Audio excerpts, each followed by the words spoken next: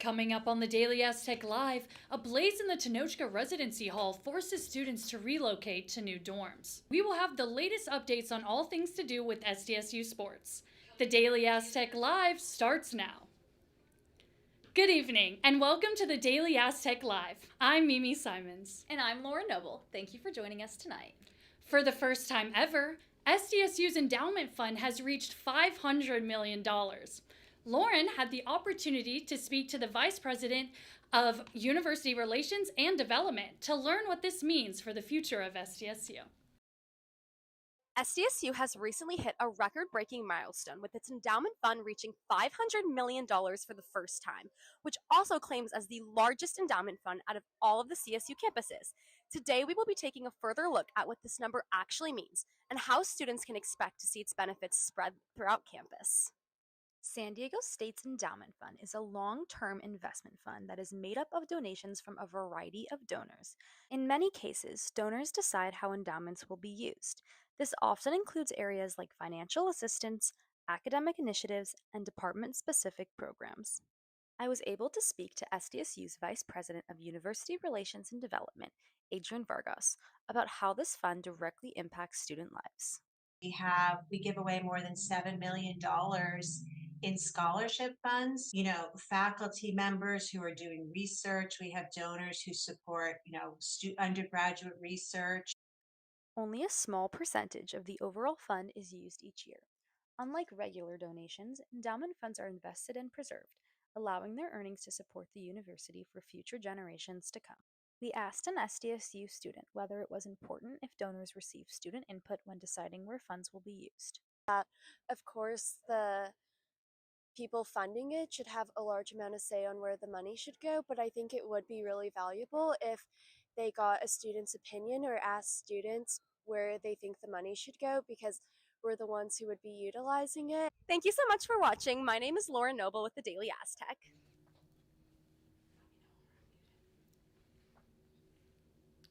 Just before 11 p.m. on Tuesday, March 3rd, University Police and San Diego Fire Rescue responded to a blaze that broke out in the fourth floor of the freshman resident hall, Tenochca. The blaze was caused by a lithium electric scooter battery, and while no one was seriously injured, students were not allowed to return until after 2 a.m. 16 dorm rooms have been closed off due to serious water damage, and students were relocated to the Olmeca and Zura dorms. I'm really happy everyone is okay. I remember hearing all the sirens go by that night. Yes, there sure were a lot of them. The polls were open this week as the annual Associated Students elections took place from March 23rd through the 26th. This year's candidates focused on issues including student representation, transparency of AES financial resources, and housing affordability on and off the SDSU campus. Voting closed just about 25 minutes ago at 7 p.m., so make sure to keep an eye out on who will be the next campus leaders for the 2026-2027 academic year. Stay with us as we have sports coming up next. You'll get the latest updates on basketball, baseball, and more.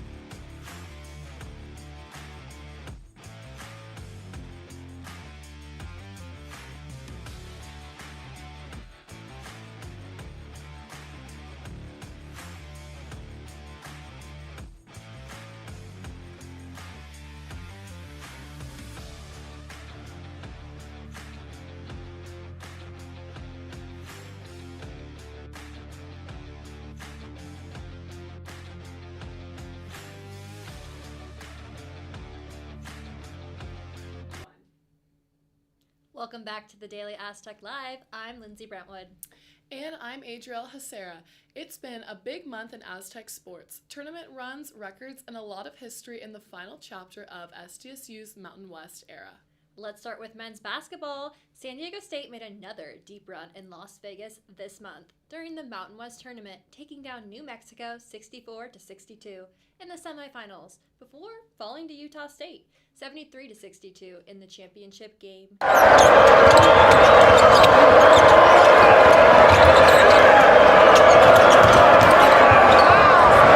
To ignore, the Aztecs entered this year's tournament with 16 Mountain West titles, the most tournament wins in conference history.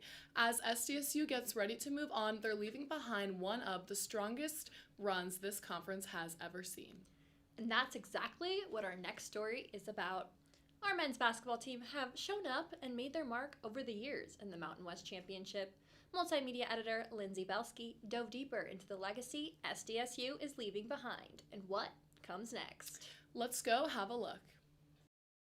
While the Mountain West Championship did not end the way that San Diego State hoped for, this game will be remembered for more than a final score because it marks the Aztecs' last appearance in Mountain West. This closes a chapter for a program that helped shape this conference for more than 2 decades. Even this week, San Diego State showed their toughness and teamwork that has defined their program for years. For more than 20 years, San Diego State has been one of the faces of Mountain West. They had multiple conference titles, NCAA tournament runs, and a Final Four appearance in 2023. The Aztecs really were a big part of putting this conference on the map. But starting next season, SDSU moves to the Pac-12, and this tournament in Vegas was the last time they would compete as a Mountain West team.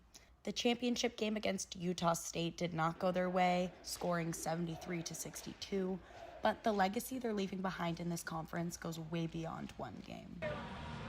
It's been great being a part of the Mountain West. I mean, I grew up on that, and it's been so fun my entire life. So, I mean, obviously I'm happy to see that we're doing better and we're going to have a good shot there. But just the Mountain West has been such a crucial part of my childhood too that, I mean, it'll be sad to see it go. For the players on this team, this is not about looking back. College athletics is changing quickly. Conference realignment has reshaped the entire landscape, and for SDSU, the move to the Pac-12 was an opportunity they could not turn down. Starting next fall, the Aztecs will compete on a bigger stage against bigger programs with more national exposure than the Mountain West could offer. And for the guys in this locker room, that's not bittersweet. It's motivation. It's going to be cool. It's going to be a good ride last game, for sure. I just really want to thank you guys. We appreciate all the support. Guys helped us win those 2 games. Sorry we couldn't win the last one, but just thank you guys for all this love and support you guys show us. Over 25 years in this conference, rivalries that defined seasons, and moments that put San Diego State on the national map. The Mountain West gave SDSU a home, and SDSU gave Mountain West some of its best basketball. That chapter is closed now, but if this week in Vegas proved anything, it's that this program is not done writing its story. The Aztecs are moving on, and they plan to bring everything that they built here with them. From Las Vegas, I'm Lindsey, signing off. On the women's side, the Aztecs are still creating their own postseason story. SDSU's women's basketball won the Mountain West regular season title this year and finished with 19 conference wins, the most ever by a men or women's team in Mountain West history. And they haven't slowed down. The Aztecs opened the WBIT with a 61-55 win over UC Irvine and then followed it up with a 56-41 win over McNeese to advance to the quarterfinals. Next up was the physical away game at Kansas tonight. The game tipped off at 4:30 p.m. this afternoon with a final score of 78-83 Kansas. Despite tonight, the Aztecs have been on their A game this season. Baseball has also given fans some big moments this month too. The Aztecs took the series against Washington State, including a 15-10 win in the final game. And they also picked up a 6-4 win over UConn in San Jose. One of the biggest highlights came against UC Irvine when Zane Kelly drove in 4 runs, including a 2-run home run to help lift San Diego State to an 8-4 win at home. Now the Aztecs are heading to Grand Canyon for a 3-game series starting Friday with another matchup against Arizona State still on the schedule Monday. Over in softball, one of the biggest moments this month came when pitcher Faith Jordan threw a no-hitter in a 13-0 win over Long Beach State. SDSU also opened Mountain West play by taking 2 of the 3 from Colorado State. And that's your look at sports. Coming up after the break, we'll head across campus for arts and culture with all the latest on events, entertainment, and campus community.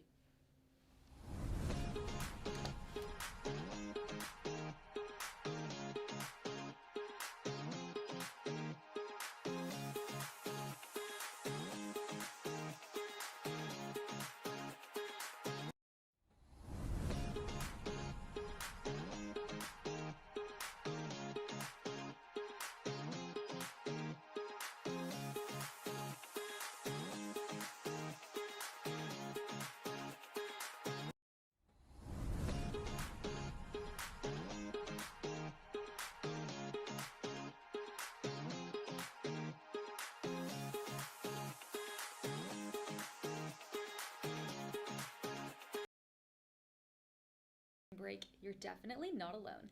This much needed time off starts Monday, March 30th, and runs through April 3rd. Speaking of spring break, that means plenty of people will have time to hit up the beach. La Jolla Cove is known to have many sea lions. However, guests tend to get carried away with them. Reporter Cindy Avila had the opportunity to visit the cove and get the latest update on those lovable creatures. As we dive into warmer weather, going to the beach seems like a great idea. However, if you're coming to La Jolla to see the sea lions, remember to be respectful. Just a few weeks ago, on February 22nd, a tourist family was removed from La Jolla Cove for their behavior. According to CBS 8, the children were seen throwing rocks and sand at the sea lions. San Diego resident Jordan Butler shares his thoughts.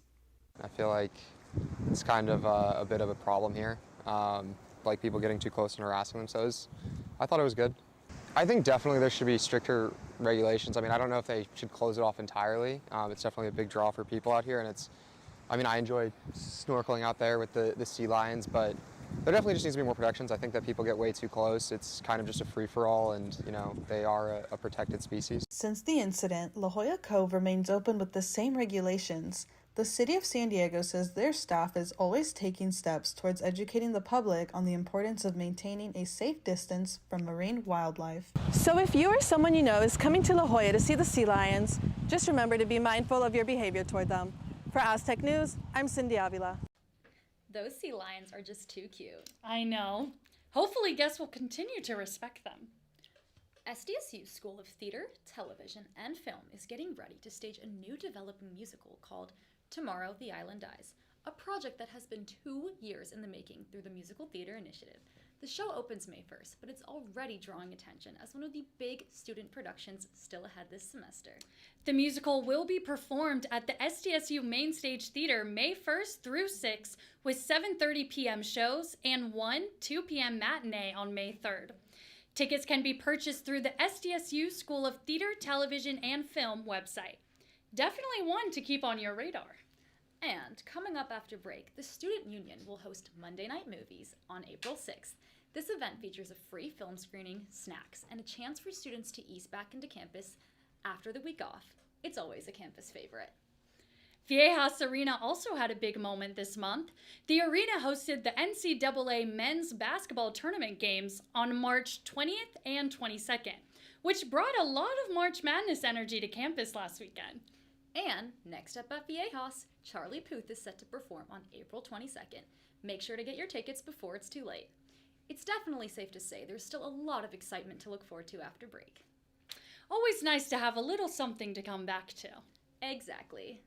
So, whether you're counting down spring break or looking ahead to what's next, there's plenty to keep on your radar here at SDSU. That's it for arts and culture. We'll be right back with our Mundo Azteca section.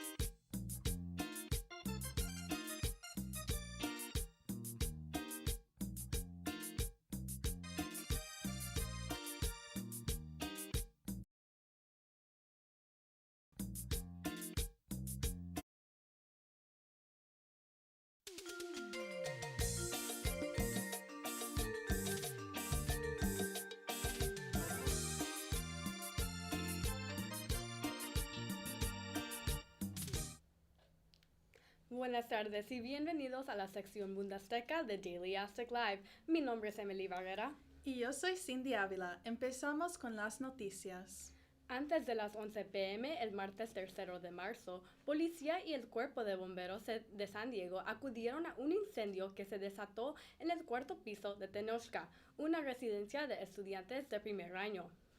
El incendio fue provocado por la batería de una patineta eléctrica de litio y aunque nadie resultó herido, no se permitió a los estudiantes regresar hasta las 2 de la mañana. Se han cerrado 16 dormitorios de la residencia debido a graves daños causados por el agua y los estudiantes fueron reubicados a las residencias Olmeca y Zura. Me alegro de que todos están bien, Recuerdo haber oído todas las alarmas aquella noche. Sí, sin duda había muchos.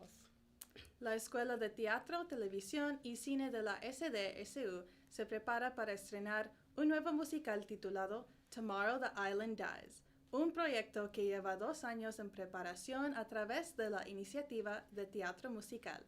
El espectáculo se estrenará el 1 de mayo, pero ya está llamando la atención como una de las grandes producciones. Las cajas de votación estuvieron abiertas esta semana con motivo de las elecciones anuales de la Asociación de Estudiantes.